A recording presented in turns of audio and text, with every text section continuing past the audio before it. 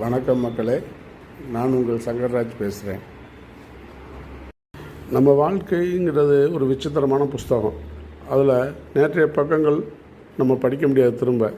அதே மாதிரி நேற்றைய செய்த தவறுகள் செய்தது தான், அதை மாற்ற நம்ம செய்ய முடியாது.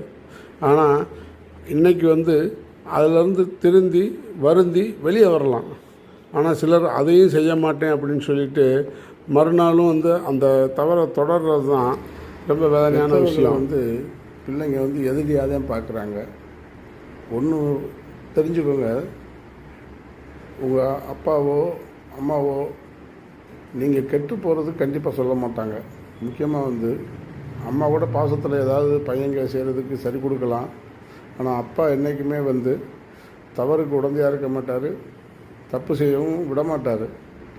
அவர் வேண்டான்னு சொல்லும்போது உங்களுக்கு மனசு கொஞ்சம் கஷ்டமாக தான் இருக்கும். அப்படியே அடித்து போடலாமான்னு வரும். சிலர் அடிப்பாங்க, சிலர் அடிக்க வருவாங்க, கொலை செய்ய கூட துணிகிறாங்க பசங்க. சில முடிவுகள் தவறுன்றதை அவங்க மனசு உணர மாட்டேங்குது. அது ஏன் இத்தனை வருஷமாக நம்மளை காப்பாற்றி படிக்க வச்சு இவ்வளோ தூரம் செஞ்சு நம்ம ஒரு கல்யாண டயத்தில் ஒரு பெண்ணுக்காக, ஒரு லவ் பண்ணுற பெண்ணுக்காக எல்லாத்தையும் தூக்கி எறிகிறீங்களே, அப்போது அந்த தூக்கி எறியும்போது ஒரு நிமிஷம் நம்மளை எப்படியெல்லாம் வளர்த்தாங்க, எப்படிலாம் படிக்க வச்சு இது காப்பாற்றினாங்க, அதை கடமைன்னு சொல்லி ஒதுக்கிடக்கூடாது. எல்லாத்துக்கும் கடமை இருக்குது, ஒவ்வொருத்தருக்கும் இருக்குது. ஆனால் இது என்ன ஒரு இது மனிதாபிமானம் இல்லாத செயல் தான் இது. மனிதாபிமானமே கிடையாது சுத்தமாக. மனிதனாக இருக்க மனிதனாக இருக்கணும். அந்த மனிதாபிமானங்கிறது வேணும். அப்படியே தூக்கி போட்டுட்டு ஒரு 10 நாள் பழகின பொண்ணுக்காக தூக்கி போட்டு போகிறாங்களே. எத்தனை நிகழ்ச்சி நேரத்தெல்லாம் நான் போட்ட பதிவில் அவரை பார்த்துட்டு எனக்கு மனசு கேட்கல. அவர் மனசு எப்படி பாடுபட்டிருக்கோம். பெண் வீட்டுக்காரங்களுக்கும் அறிவு கிடையாது.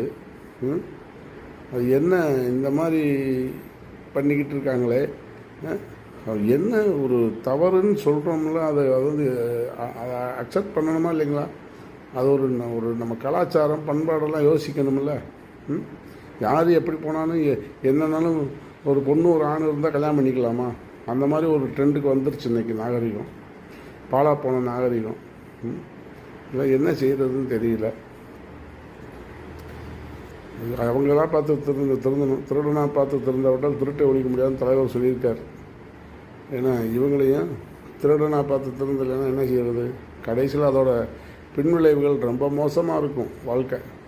வாழ்க்கை அது எவ்வளோ மோசமாக இருக்குன்றது அனுபவப்பட்டவங்களுக்கு தெரியும், பெரியவங்களுக்கு தெரியும். அது வரும்போது அப்புறம் குத்துது குடையுது, ஐயோ அப்பான்னு அப்புறம் டைவர்ஸ்க்கு போய் நிற்கும். இதுதான் நடக்கும். நன்றி.